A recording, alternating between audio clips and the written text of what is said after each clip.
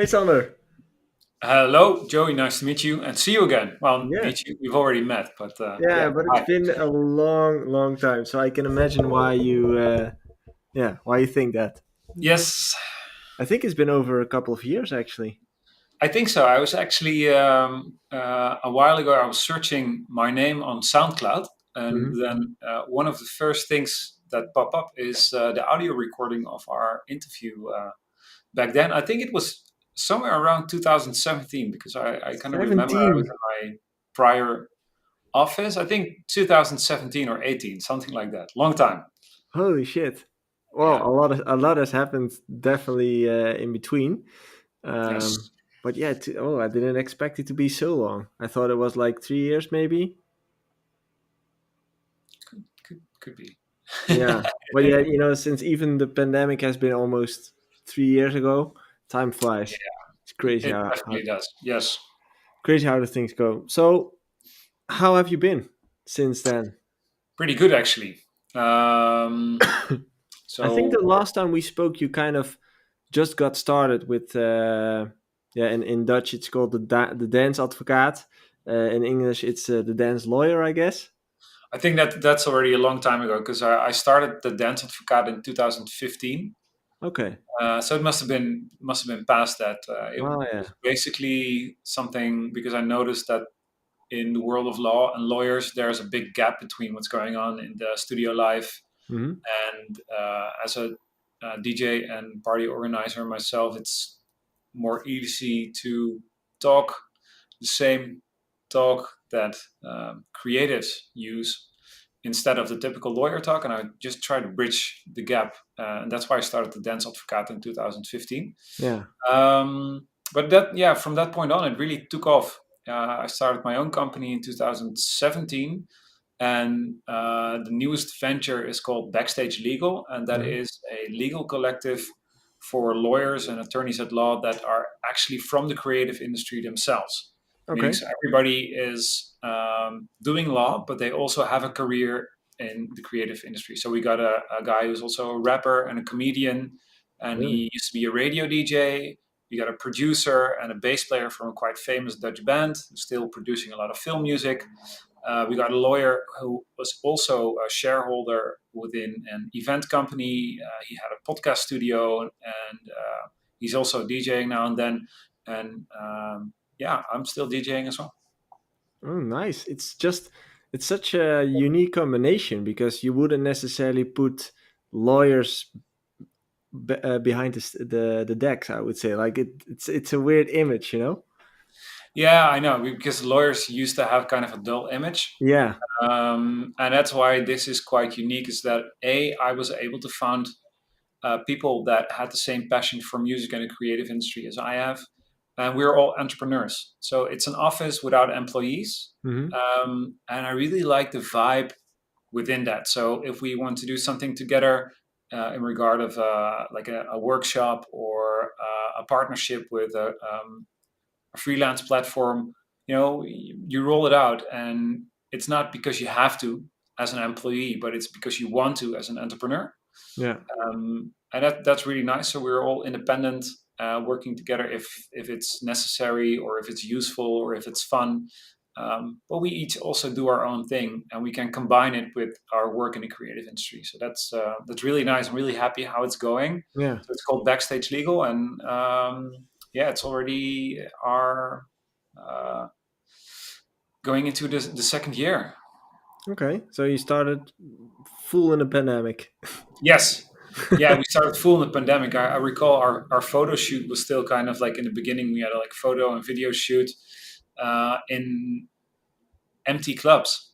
So we had a part was shot in Club Air in Amsterdam, Mm-hmm. and some really cool pictures were shot in an empty Radion.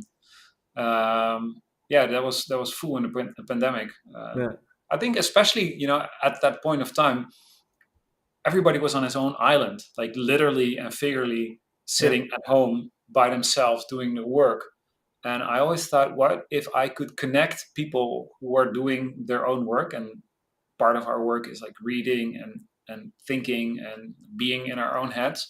What if I could combine forces and get everybody together with who wants to a not be alone anymore and have other creative lawyer people around him, her, etc. Yeah, it's Yeah. a good point. So,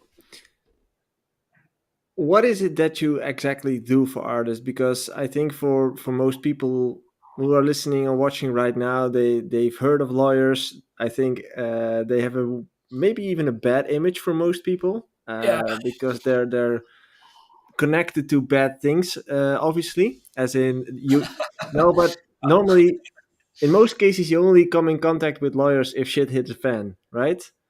Yeah, or on TV, like or Exactly, movies, like the typical criminal lawyers exactly. at show news programs and that kind of stuff, and in media when a big drug lord or with homicide cases get caught, that kind of stuff. Yeah, Yeah, exactly. I think that's why people might have a negative bias towards lawyers. Um, I think differently from that, but that's why I like what you're doing. As in, I was just looking at your website, um, and the way how you offer your product makes it much more digestible or something, like much more lighter than most people would have think, I guess. yeah, but I think I have three things. Like my answer is like threefold.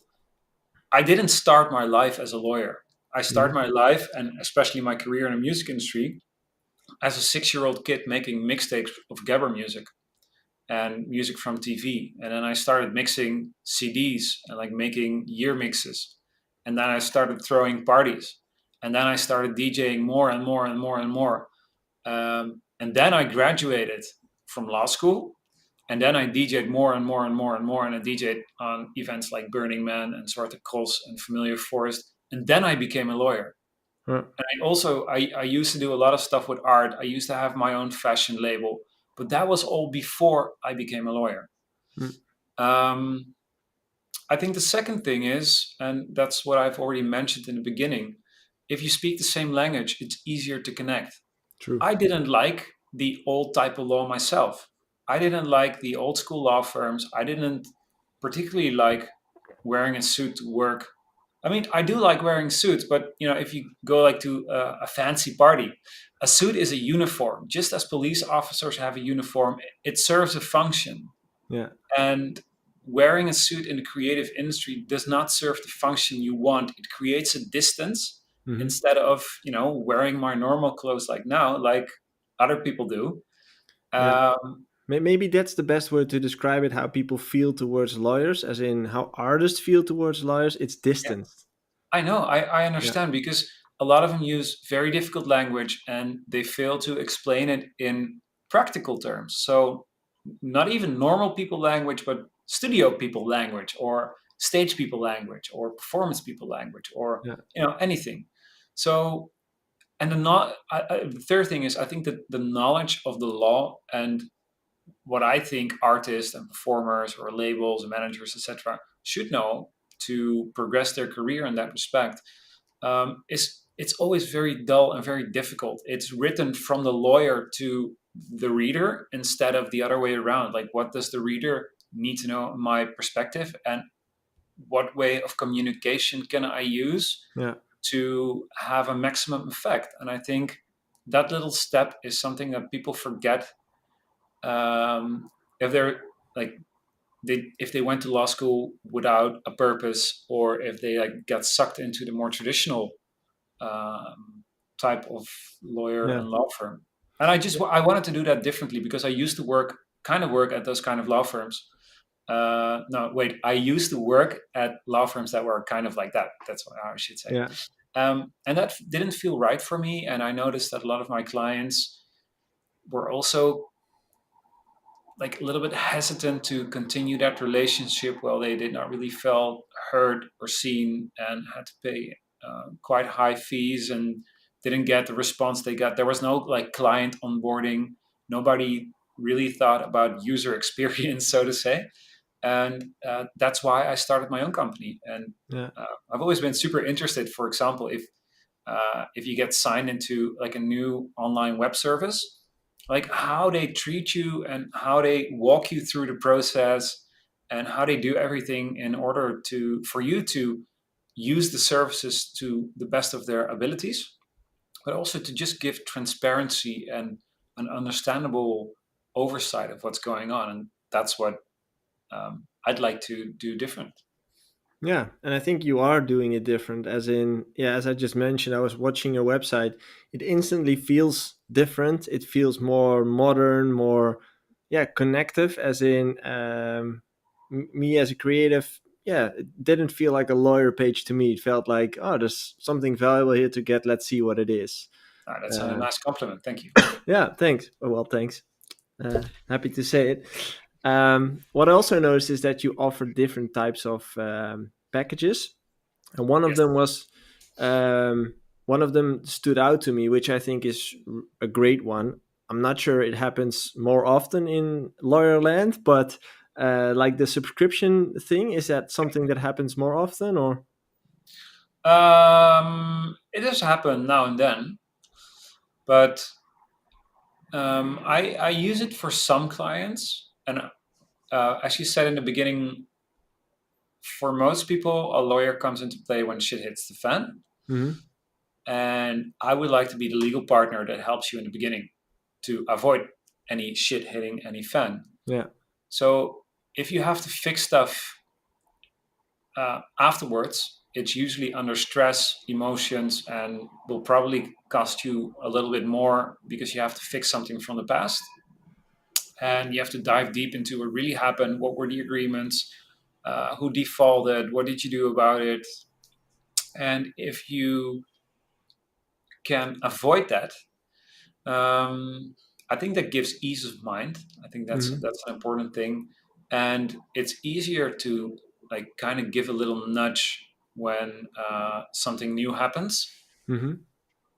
So being a legal partner and having a subscription model in that regard is a way to prevent those issues from happening, because somebody can just call and say, "Hey, I'm kind of like doing this, if I'm thinking about that. Can you give me some direction?"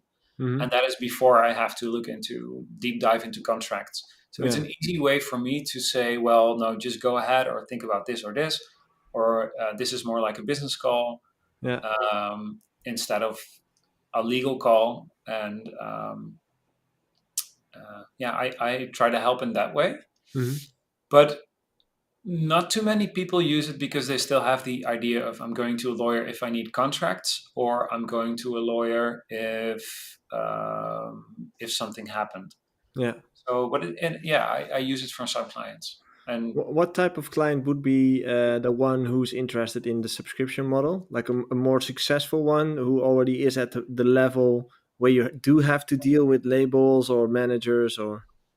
yeah, I think, well, yeah, I think if you are using your rights and signing contracts or going into collaborations or into new business plans or ventures, then it could be useful.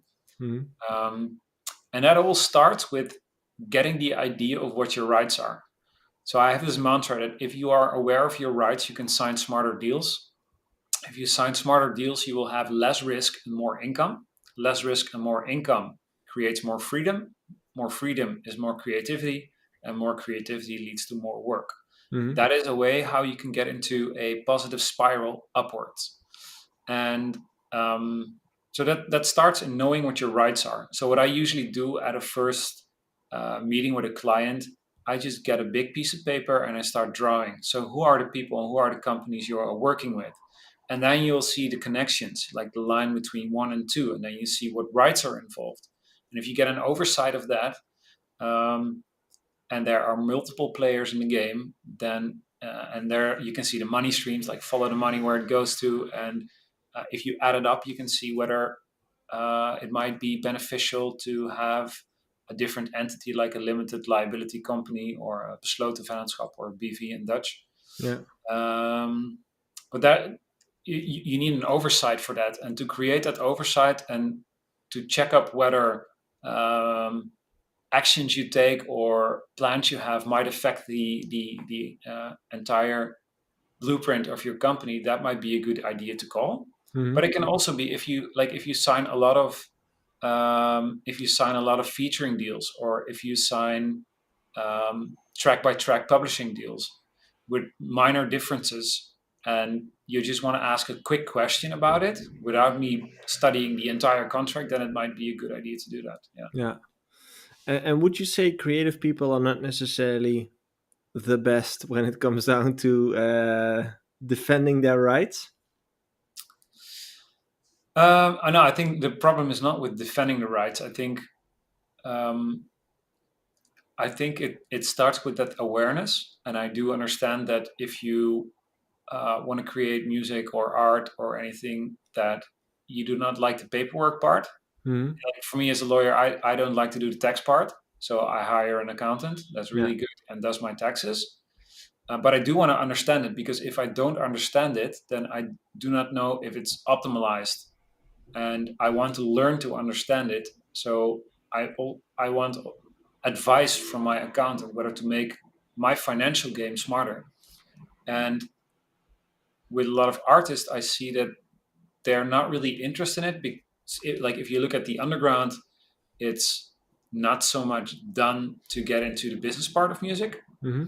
And on the other hand, I see people sometimes just want to save money, and I understand that. But if it's then not optimized, and it's more expensive to fix that afterwards, because you have to fix it all the way back, and you need to draft contracts that, if you would have done it from the beginning, were more easy Yeah. and cheaper. Um, but there luckily are also a lot of people who take this seriously and use this awareness and knowledge of rights to get into that positive spiral upwards, as I said. And it's also, I think, it's ease of mind. If you know that your contract game is solid, if you know that your, for example, cancellation terms for a gig are solid, if you know how to do invoicing and collection, if that's solid, then you know that if somebody doesn't pay you, you'll be probably on the winning end of it, and that is taking so much stress and negative emotions away. Yeah. Um, so yeah, it starts with the awareness, but yeah, you kind of need to like doing that. And also, so a while ago, I written an article for a really underground platform throwing illegal raves in Amsterdam, and we kind of had a discussion following that article about making money from your music. Um, and for me, it's okay if you make money from your music, even if you're in the underground and super obscure techno tunnel raves, for example, because you can buy merch from your favorite artist to support him or her or them. You can buy tracks via Bandcamp, or you can buy vinyl, or you can just go to a show, or just even gift somebody the money, or pay beer, or get some food. So how you spend the money is up to you. It's not that if you make it or make money from your music or your art, that you're trying to get into the DJ Mag Top 100 forever. Yeah. Um, True. so it's about how you do it, with what kind of intention. And Hmm. either way, I just like to help with optimizing the legal game, so you can basically do what you want to do. That's create cool stuff. Yeah. Yeah, I can imagine. Takes a lot of the load of stress Yes. in the whole process, and creativity gets crunched by stress. So makes sense. Yeah. For me, as an entrepreneur or a company, it's nice to know whether what I'm doing is right, and if I have any risk in it, especially if other people get involved or money gets involved. And I just Yeah. want to know that it's solid. What are some of the most common things you see happen over and over again with artists? Mistakes that they've made, or lawsuits that keep coming up. Like there must be some kind of pattern in this. Yeah, there are a lot of things, but I'll try to point out three. The first thing I say to so many of my clients, or if I give lectures at, from like ranging from universities to music educations, is if you get a percentage, your first question should be a percentage of what? Hmm. A percentage is a part of something, so you need to determine what something is. So if you go to a shop and there's 30% discount. You usually get like 30% for what was on the original tag, right? Hmm. That's the starting point. That's quite easy. With music, it can be a little bit more difficult. You got the calculation basis of your royalty, so the part you get. This can be at source or as received. At source is basically what is made with your music, and as received is what the party gets that has to pay you your part. There can be a huge difference. So, for example, if you are an remix artist and you remix a track from an artist that is signed to a label, and the label has a distributor, Hmm. then, for example, Spotify pays out the distributor. The distributor, that's like 100. The distributor takes 20%, pays 80 to the label. The label has a deal with the artist that they split it, well, if you're lucky for digital, 50-50. So the artist gets 40. And Yeah. if you get 20% out of 40, like you're not getting so much money. Yeah. If you are getting 20% at source, that's a lot more because all those deductions don't Yeah. matter. Then the second thing is if you have determined what the source is, so at source or as received, Hmm. then you need to take care that you can control some of the costs. In a lot of contracts, I see that there is an unlimited cost deduction.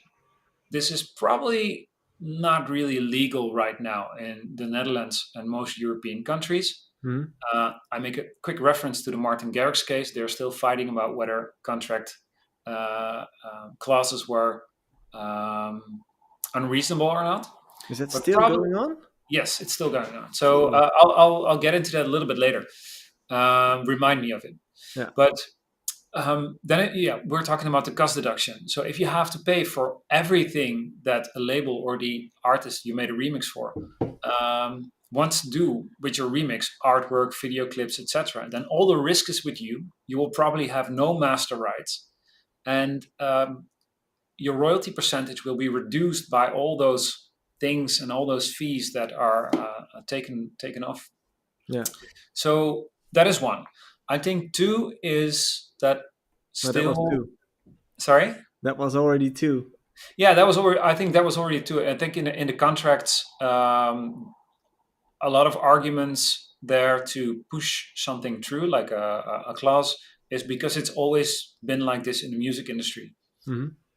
That is not a valid argument. That's not a valid reason. You can always ask why something happens, and I think you should get a transparent and honest explanation. There can be like a good reason why you want to split risk or why you want to make a certain divide in monies. Hmm. But because it always happened like this, is not really a good argument. Because the law changes and we got new court cases, a new explanation. So in 2015, our law changed. In 2021 and 22, the EU laws also changed, stating that parties that get the rights, labels, but also distributors and sub-licensees, etc., they have to use your music. If they do not use it, you can get your rights back. And simply uploading it once is not seen as active exploitation, probably. So that is kind of new. They need to be transparent. So they need Hmm. to provide you relevant, accurate, and full information about what money came in and Yeah. what costs went out. And sometimes I just see like a one pager with, your track generated €1,000. You can invoice us this, but you need to be able to check it. Yeah. And contracts cannot have unreasonable clauses anymore. So what they try to do is kind of balance the equilibrium between artists and the companies that are exploiting the rights of the artist. So I think that kind of changed, but the contracts didn't. So the contracts kind of stayed old school, Hmm. making the clauses not really up to date anymore and possibly even illegal. So this is a bad thing for the artist, but also, for example, a label, because if you use those illegal clauses or voidable clauses, you will get disgruntled artists, and if you're not transparent, your artist will maybe suspect that something's going on, that you're not giving a transparent oversight of what money came in, that you're Yeah. keeping money behind. and if it ever goes to court, you'll both lose. Yeah. So I think there is an urge to change the contracts before the problems start, and um, that is something that I do not really see happening. The third thing is about master rights, and that's also what the Martin Garrix against Spinning Records case was about. It was the determination who is the phonogram producer, and in a lot of contracts, which just simply stated the label is the master owner. That's not necessarily true. What's important is who took the initiative and carried the responsibility for the recording, the first Hmm. recording. And if you look at the Garrix case, I think most producers, or at least a lot of producers, worked in the same way as Garrix did. He thought of Animals on his bed. He played it in his home studio. He recorded it. He paid for mixing and mastering, and then sent it to the record label. So he was the guy who took the initiative and carried the responsibility for the recording. Spinning Records would have said, "We didn't like the record. We don't want it." Then all the risk would be with the artist. I Yeah. think that is how it happens in 99% of all cases. But what I do not see in our work yet, and I've spoken to this about fellow lawyers as well, we don't really see producers and artists like acting up again and using this Garrix case to get their master rights back.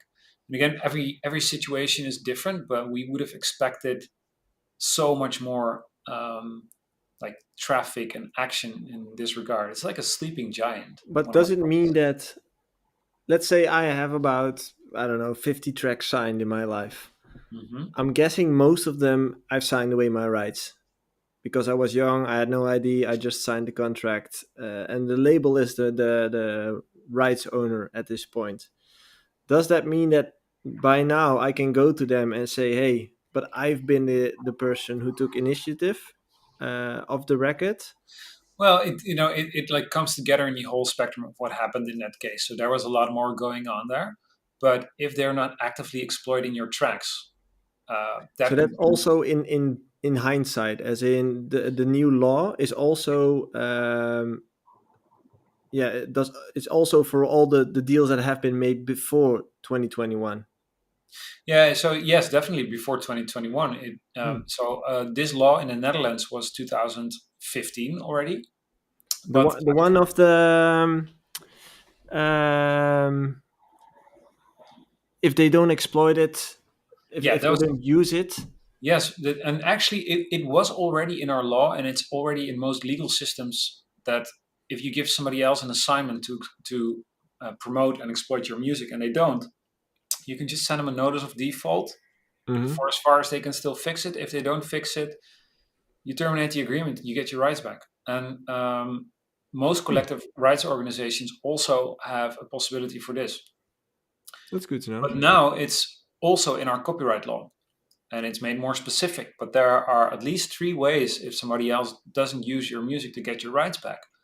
Um, and this, because of like, we were with the law change in 2015, we instated this, but last year, so 6 years later, this like kind of the same rules are EU legislation now as well. So it's like all member states need to comply with Hmm. it.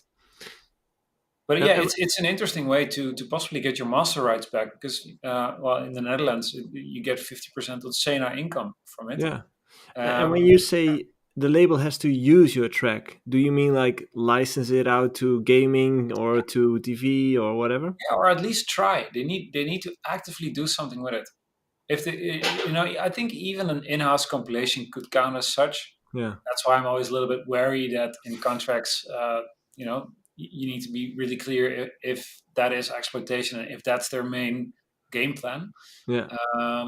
But yeah, just simply uploading it on SoundCloud and all portals, and even if you do that by distributors, so they actually don't do it themselves, Hmm. and just leave it there.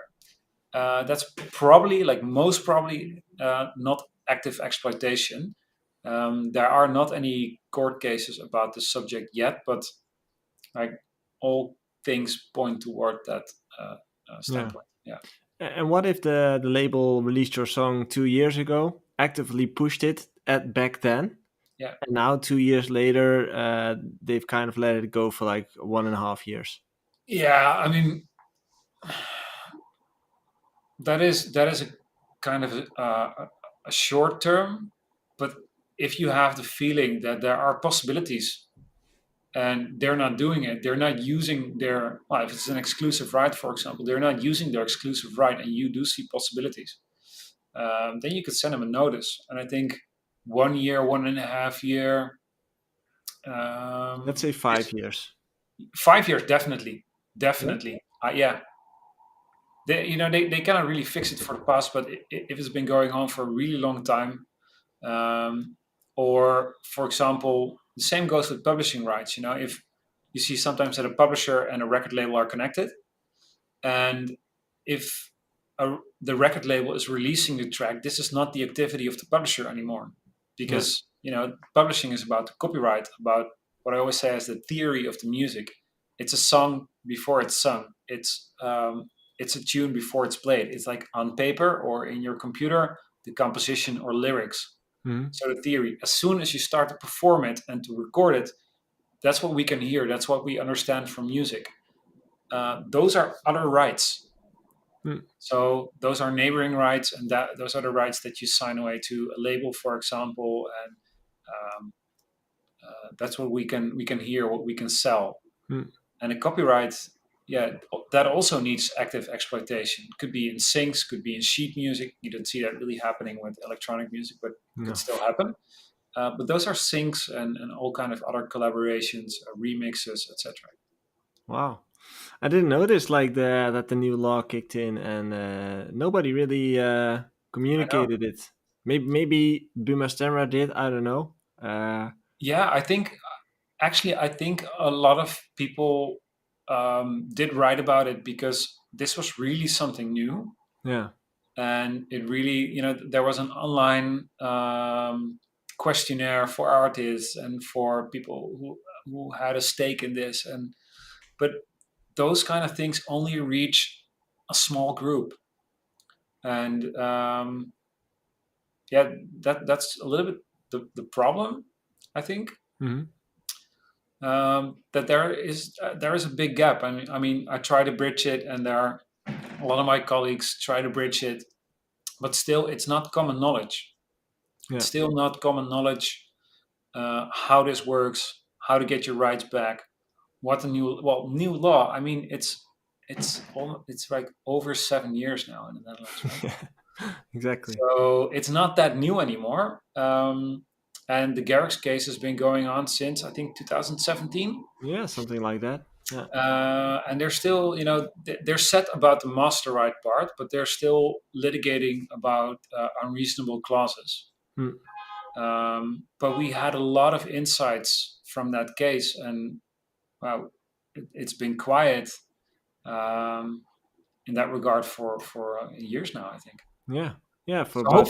hopefully this helps, and I think I think artists will be more aware of their master rights, and if there is a reason to claim them back, I mean, it's it should be financially attractive to do so. I mean, Yeah. claiming your rights back where you don't have to do anything with it, it's a label's not really likely to give them away. Um, but you need to find a solution for it. Yeah. But in order to take the action, yeah, I think it could be beneficial in the long run to start doing something. Yeah. And a notification towards a label could just be a simple email saying, "Hey, I feel like you don't really use your exclusive right. You have this amount of time to Yeah, just work get a on it." reasonable turn.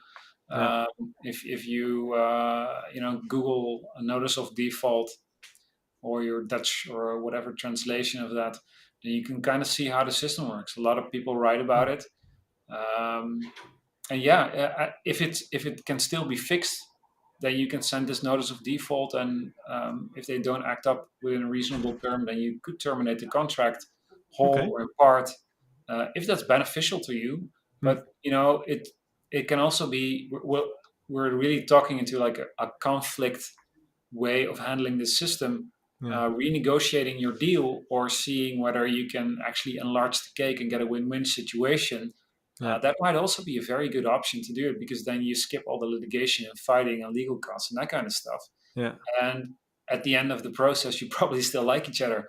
Hopefully. And yeah, hopefully. But that's where it probably started when you signed with one of those Yeah. parties. Is that they liked your music and you like their capacity and capabilities.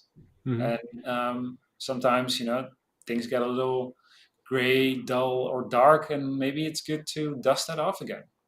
Good point. Good point. So fighting is, there are a lot of lawyers who are, they're going two legs straight Yeah. into litigation and conflict. But I believe that a durable and some more sustainable solution is, in a lot of ways, it's a better solution to Mm. go for. Yeah, I agree. Sander, I want to thank you for your time. Yeah, more than welcome. It's been great catching up, and you definitely had some good tips here and there for the future. Future. How do you call it? Like, the future artists who are listening at this point. Yeah. So And, percentage is a part of something. yeah, Ask for transparency, and maybe get your rights back or get a solution. yeah. I know I have some calls to make. Yeah. There's Hopefully definitely. it works out, and otherwise you know where to find me. Yeah, like I signed so many tracks in the past, and yeah, I never really I did read the contracts, but most of them just really didn't make any sense to me, and I just felt like, oh, those people know how it works, so I'll just trust them, and you know how it goes. It's also a little bit learning money, Yeah, learning curve you pay for it is. progressing your career. But yeah. Yeah. Yeah, but it's good to realize now how those things work, and especially for people who are listening to this, they might be in the middle of signing something, and making them aware of these things really helps. So Yeah. thank you for that. I'll leave your like your business tags and stuff in the comments. So if people want to find out more about you, I will leave the links in the descriptions. Yeah, that's a good Um, idea. So maybe there's a lot of information on my website, a lot of blogs that help you, for example, yeah, check your own contracts. it's all Dutch, right? It is Dutch, but most browsers have a translate button. Oh, true. Yeah, the Google. So yes, so you Yeah, can basically translate my website and the blog in any language you want. that's a good point. Great. Thanks for taking this time, and see you soon. More than welcome. Thank you. Bye. Enjoy.